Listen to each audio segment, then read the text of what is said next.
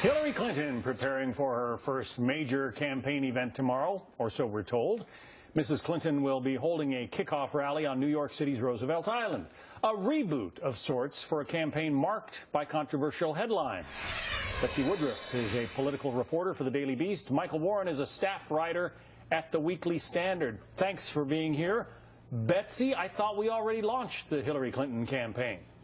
Surprise, time for take two. Look, the first few months of Hillary's official candidacy have been rocky at best. We've seen her poll numbers go down, not only among the general populace, but among Democratic voters. Things are rough right now. So the fact that she's having this big event to kind of get a do-over gives her an opportunity, either to sort of recreate herself as someone relatable and human, or potentially it's a risk that things might not go according to plan. So it's going to be exciting to watch. I think we have a graphic that shows where Roosevelt Island is in comparison with Manhattan. It's essentially part of Manhattan. It's linked to Manhattan.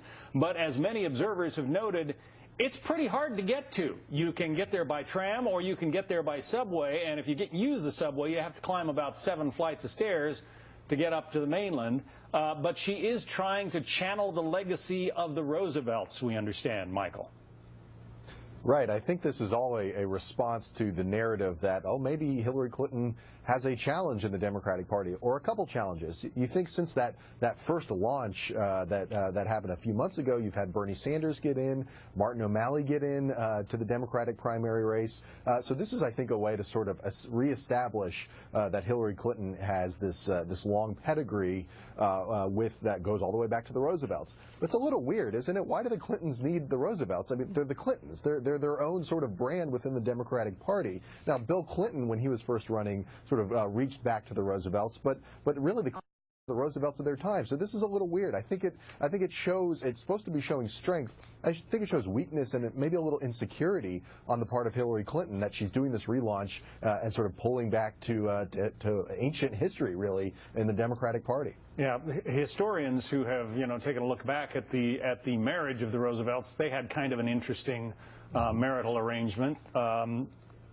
Hillary Clinton admits that she has had imaginary, quote-unquote, conversations with Eleanor Roosevelt. Bob Woodruff wrote in that book that she was having a seance kind of thing with Eleanor Roosevelt, which I guess really ticked off the Clintons, Betsy. But what is the image? I mean, why call on Eleanor Roosevelt these days? Nobody alive today really remembers much of the Roosevelt administration.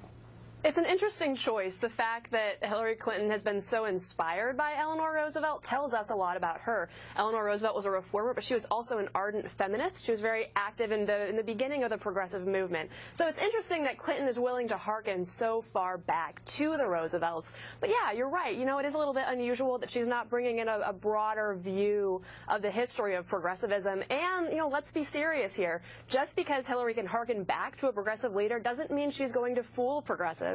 Bill de Blasio, the mayor of New York, who's fast becoming a progressive icon, says he will not be at Clinton's rollout, in part because she's been so cagey on some of these huge progressive issues like the trade deal and income inequality. So just because Clinton's able to invoke this progressive icon doesn't necessarily mean it's going to help her out with her base. Carly Fiorina on the Republican side is sort of running as the anti-Hillary Clinton. She's been very open to the press and so forth.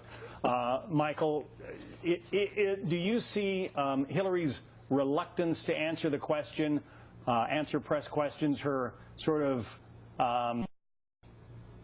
the remoteness from everyday people, is that all going to be answered? Is that going to be turned around when she starts this relaunch of her campaign on Roosevelt Island?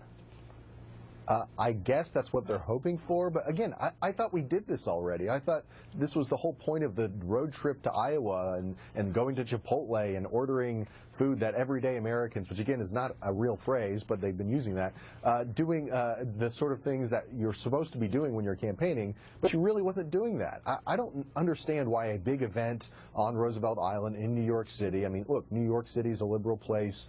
New York is a Democratic state.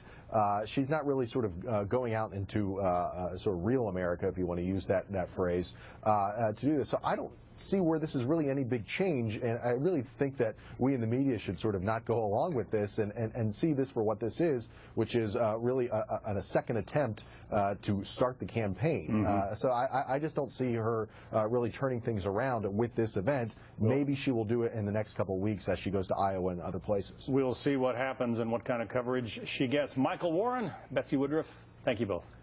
Thanks.